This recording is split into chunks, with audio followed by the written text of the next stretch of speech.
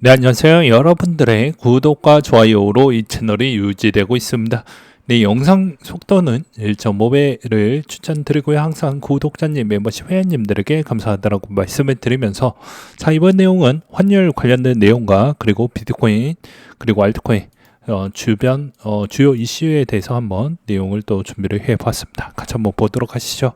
이번 5월 3일자에 나왔던 뉴스가 있었는데요. 중국, 미국 간의 수입 제품 4분의 1 규모가 되는 물건에 대해서 관세 면제하겠다라는 이야기가 나왔고, 미국이 우선적으로 먼저 제안을 들여다본다라고 이야기가 나와 줌으로써 아무래도 이제 다시 한번 달러 약세가 좀 본격적으로 이루어지는 거 아니냐라는 그런 내용들이 좀 있었는데요. 여기에서 이제 추가 알파로 대만의 생명보험회사가 1.7조 달러에 대한 해외 자산을 축적했다라는 내용인데요. 대부분 미국 채권으로 되어져 있다라는 걸 볼 수가 있게 되겠습니다. 그렇다 보니까 아무래도 보험을 가입한 사람들이 타이완 달러로 돌려받기를 원하는데, 보험사는 달러로만 축적을 해 두다 보니까 이게 이제 환율의 변동성이 워낙 커지게 된 배경이라고 보시면 될 것 같습니다. 간단하게 예시를 또 준비를 해 보았는데요. 보게 되면 A라는 보험사가 생명보험을 들었는데, B한테 이제 다칠 때 100만 원을 줘야 되는 경우가 발생을 하게 됩니다. 그런데 A 보험사는 100만 원으로 미국 채권을 샀는데요. 환율이 1,450원대 샀고 680달러 정도가 된다고 볼 수 있습니다. 그럼 680달러를 갖고 있다가 필요할 때 돌려주면 되는데, 어느 날 갑자기 환율이 1,350원으로 바뀌게 된다고 하면 당연히 이러면 740달러가 필요해지는 현상이 나오게 되죠. 그렇다 보니까 이런 형태라고 보시면 될 것 같습니다. 그래서 최근에 이제 비슷한 경제 규모와 그리고 이 달러를 어느 정도 충족 요건을 맞춰줄 수 있는 나라가 어디였냐라고 보게 되면 원달러 환율이 대부분 이번 변동성에 좀 많은 형태를 좀 끼워놨던 이유가 그런 측면이다라고 보시면 될 것 같습니다. 그래서 이번에 환율에 따른 변동성 추이가 좀 있었다라고 볼 수가 있을 것 같고요. 그리고 계엄 사태 이후로 이제 대선이 이제 한 달밖에 안 남았기 때문에 그 영향성도 좀 있었을 거라고 추측을 좀 해볼 수가 있게 되겠습니다. 그 다음으로 이제 볼 수 있는 게 마이클 셀러가 이제 또 비트코인 추가 구매 암시에 있는 내용이 또 나와주기도 했었고요. 그리고 또 추가적으로는 이제 이더리움의 팩트라 업그레이드가 이제 초합까지 왔습니다. 5월 7일자에 진행을 한다라고 볼 수가 있을 것 같고, 그 다음에 폴카닷의 추가적인 앱 설치, 이제 추가 앱이 나와가지고 뭐 출시한다.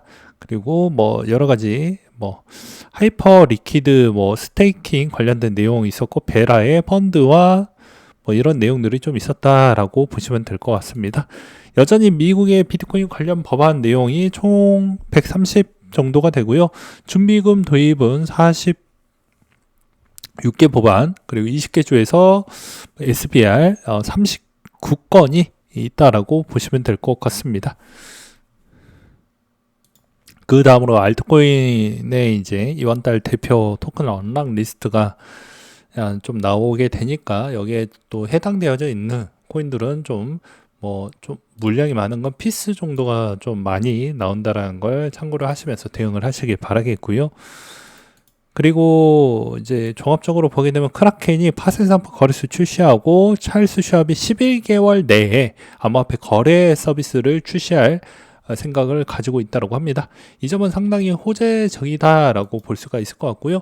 현재 이제 보게 되면 비트코인 현물 ETF의 순유입량은 과거 대비보다는 좀 줄긴 했지만, 그래도 어떻게 보면 피델리티와 그 다음에 블랙록 제외하고 본다라고 하면 이제 나머지 쪽에서 조금 방어해주는 물량들이 좀 들어오고 있구나라는 걸 볼 수가 있습니다. 그래서 대부분 가격 방어선 라인은 어느 정도는 적정 수준 유지를 해줄 것으로 보여지고, 그 다음에 여기에서 만약에 하락의 2차 부분이 좀 나온다라고 하더라도 이제 가격 방어선 라인 구축 이하까지 떨어지지 않는다라고 가정을 하고 본다라고 하면 여기만 잘 다져진다라고 하면 아마 나쁘진 않지 않겠냐라고 저는 생각을 하고 있는 바가 될 것 같습니다. 그래서 5월달이 정말 중요하다. 유의미한 반등에 있는 자리에서 상당히 중요한 자리라고 볼 수 있고, 여기에서도 못해도 5월 첫째 주 정도가 이 상태에서 마무리하고 5월 셋째 주에서 넷째 주 자리에서도 최대한 가격 방어가 요 라인에서 거의 다 좀 놀고 있어야 된다라고 저는 말씀을 드리고 싶습니다. 그 다음으로 이제 이런 시점 패턴에서는 당연히 다시 달러화가 약세가 되어 가고 있는 이 추이에서는 아무래도 코인한테는 별로 좋지는 않을 것으로 보여집니다. 왜 그러냐면 약간 이렇게 변동성이 워낙 클 때는 오히려 계속 포지션이 명확해지지 않는 형태이다 보니까 약간 돈이 들어온다고 하더라도 그게 되게 애매한 포지션으로 돈이 들어올 수가 있기 때문입니다. 그리고 또한 이더리움한테도 상당히 중요한 곡선이라고 볼 수 있는데, 팩트라 업그레이드에서 정말 유의미한 이제 자금이 정말로 들어올 것이냐, 고래가 정말 다시 한번 들어올 것이냐, 그게 아마 한 달에서 한 달 반 정도 추이를 좀 보면서 분위기를 좀 봐볼 필요성은 전 있다라고 보여집니다. 최근에도 계속 덤핑에 관련된 아주 부정적인 시선이 계속 피해가지 않고 계속 나오고 있다는 점은 다소 아쉬운 부분은 있다라고 보여지지만, 그래도 이더리움도 이런 황금알을 낳는 거위에 있는 배를 재단 안에서도 이제 분열이 있는 이 재단 안에서도 배를 가르는 그런 멍청한 짓은 저는 하지 않을 것으로 보여지기 때문입니다. 그리고 요즘 요 시점에서 또 포인트를 좀 보게 되면, 최근 동향에서도 스테이블 코인에 따른 거래량 추이가 그래도 일정 정도는 유지를 해주고 있기 때문에 그렇게 나쁘다라고 볼 수는 없을 것 같습니다. 그래서 이 시점에서는 여전히 알트코인들을 좀 단기적으로 짧게 치면서 수익성을 좀 골고루 챙겨먹는 전략이 나쁘지는 않을 것 같다 라고 말씀을 드리고 싶습니다. 그리고 적절한 시점에 여러분들은 비트코인 대비보다는 이제 BITU 쪽으로 좀 가시던지 아니면 이제 비토로 가시던지 이런 선택을 좀 하시는 게 맞지 않을까라고 저는 생각을 합니다. 왜냐하면 비트코인은 누군가한테 물려주는 거 아니고서는 아무런 의미가 없기 때문입니다. 그래서 이런 점으로 좀 대응을 잘 하시길 바라겠고요. 그 다음에 최근에도 이제 AI 쪽 제가 투자를 좀 많이 하고 있는 실장인데, AI 쪽에서도 에너지 쪽하고 데이터 센터, 그 다음에 자료 데이터 기반에서 이제 반도체 쪽을 좀 투자를 하고 있지만, 여기서 한 템포 더 넣어준다라고 하면 AI 기반에 있는 코인들이 이제 약간의 트렌드 기반으로 금방 들어올 수도 있습니다. 그래서 아마 한 템포 정도는 남아져 있지만 엔비디아에 좀 관련되어져 있는 코인들은 좀 배제를 하고, 오히려 이제 데이터 기반에 있는 쪽에서 양질에 있는 데이터 기반에 있는 테마에 있는 코인들이 좀 더 수익성이 더 잘 나올 수도 있다. 저는 좀 그렇게 보고 있는 실정입니다. 그리고 이 시점에서 보게 되면 이제 밈이 좀 폼이 더 빨리 좀 와야 되는데 그렇지 못하는 점이 좀 아쉽다라고 저는 생각이 들어요. 개인적으로는 이 밈이 좀 빨리 회복이 되어야 괜찮을 것 같은데 오히려 좀 더디고 있는 추이를 볼 수가 있습니다.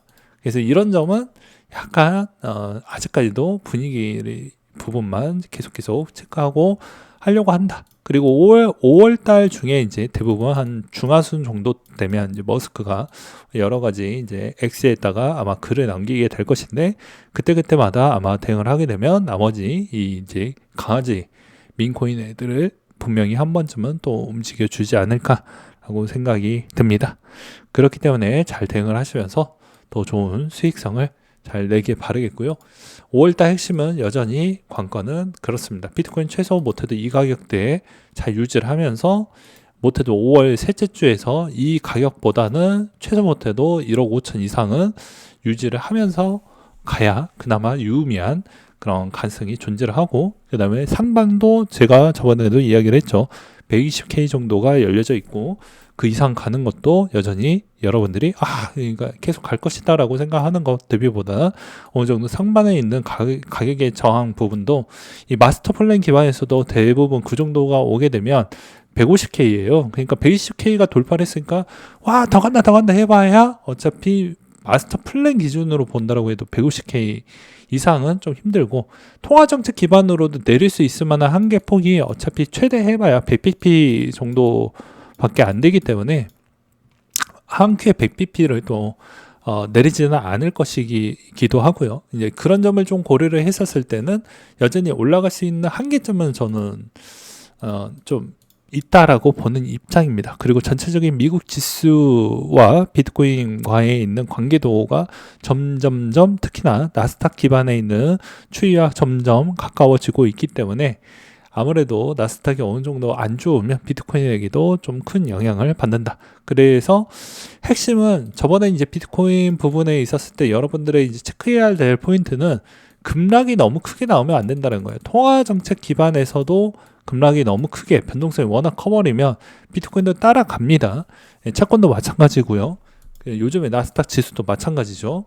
그렇기 때문에 웬만하면은 그런 거에 따른 변동성이 조금 덜해야지만 좀 더 비트코인이 유연하게 올라가거나 내려가더라도 좀 변환점이 잘 나온다, 이렇게 보시면 될 것 같습니다. 네, 이상으로 마치도록 하겠습니다.